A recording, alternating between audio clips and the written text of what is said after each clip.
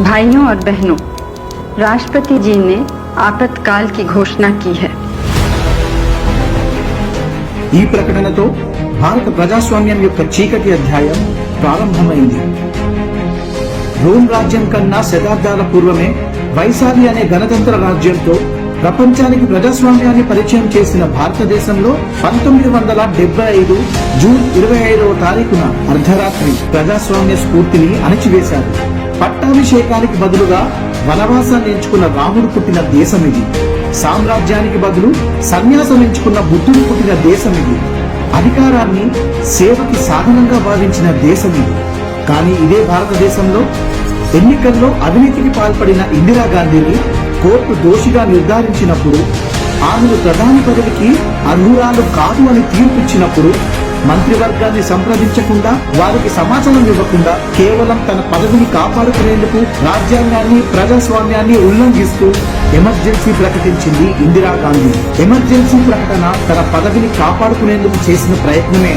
ఇది ఎమర్జెన్సీ కాదు, ఇది ఇందిరమ్మ రాజ్యానికి ఆరంభం. కాంగ్రెస్ పార్టీ తప్పుడు నిర్ణయాల వల్ల 1969 నుంచే దేశం ఆర్థిక సంక్షోభం, ద్రవ్యోల్బణం, అవినీతి, నిరుద్యోగం వంటి తీవ్రమైన సమస్యల్లో కూరుకుపోయింది. ఈ దుర్మార్గ పాలనకు వ్యతిరేకంగా విద్యార్థులు, కార్మికులు మరియు రైల్వే ఉద్యోగులు దేశవ్యాప్తంగా పెద్ద ఉద్యమానికి సన్నద్ధమయ్యారు. అదే సమయంలో జయప్రకాష్ నారాయణ్ గారు సంపూర్ణ క్రాంతి ఉద్యమానికి పిలుపునిచ్చారు. ఇది రాజకీయ ఉద్యమాన్ని నిజమైన ప్రజా ఉద్యమంగా మార్చిన ఘట్టం. అధికార వర్గాలు ప్రజాశక్తి యొక్క అసలైన బలాన్ని చూసిన తొలి సందర్భం ఇదే.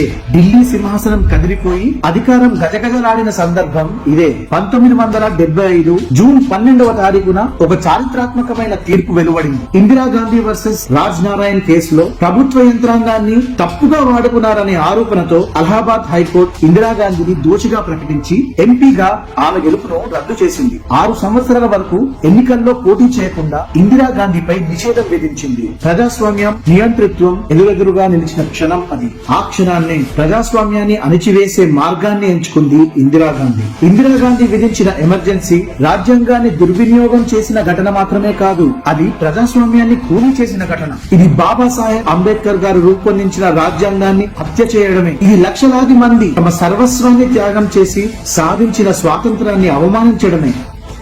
ప్రజాస్వామ్యాన్ని పాలకుల చెరలో బందీ చేశారు. విపక్షాలను నియంతృత్వ వలయంలో ఖైదు చేశారు.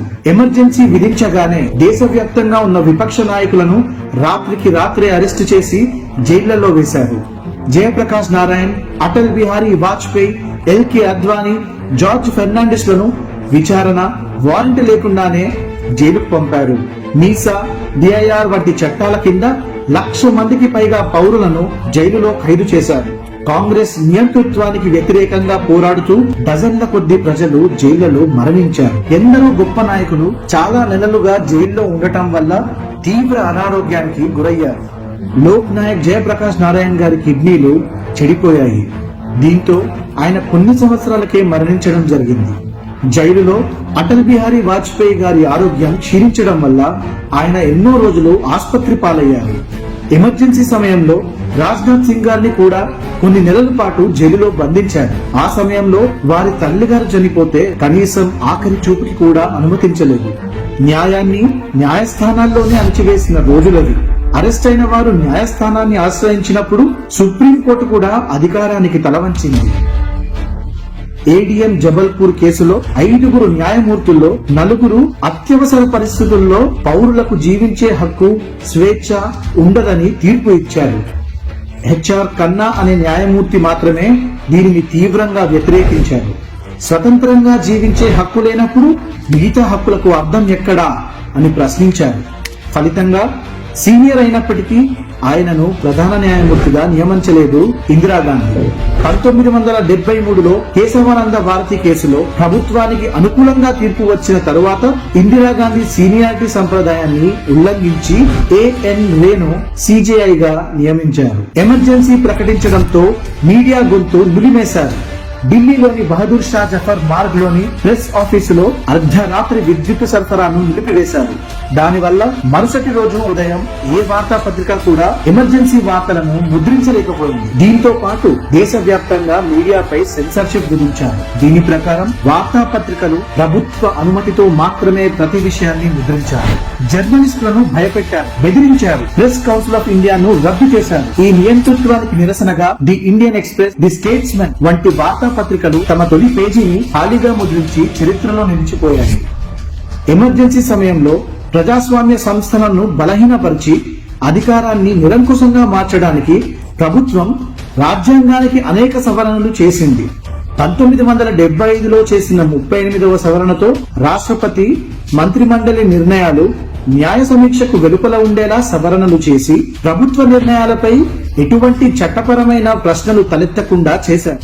ఆ తరువాత 39వ సవరణతో ఇందిరాగాంధీ యొక్క చట్టవిరుద్ధమైన ఎన్నికను న్యాయస్థానాల పరిశీలన నుండి మినహాయించారు. తద్వారా ప్రధానమంత్రి పదవిని చట్టానికి అతీతంగా మార్చారు. 1976లో 40వ సవరణతో భూమి మరియు సహజ వనరులపై పూర్తి నియంత్రణను ప్రభుత్వానికే ఇచ్చారు. తద్వారా పౌరుల ఆస్తి హక్కులు మరియు కోర్టుల పాత్రను పరిమితం చేశారు.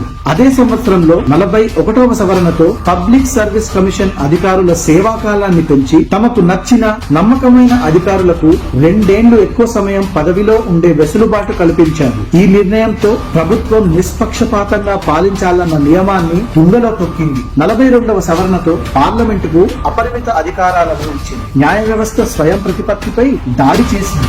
పౌరుల ప్రాథమిక హక్కులను పరిమితం చేసింది. ఈ సవరణ అత్యవసర పరిస్థితి యొక్క నియంతృత్వాన్ని చట్టబద్ధం చేయడానికి కాంగ్రెస్ చేసిన చర్యకు అతిపెద్ద ఉదాహరణ. విద్యా వ్యవస్థ యొక్క కాంగ్రెసీకరణ, విద్యార్థుల అమానవీయ అణచివేత. ఎమర్జెన్సీ సమయంలో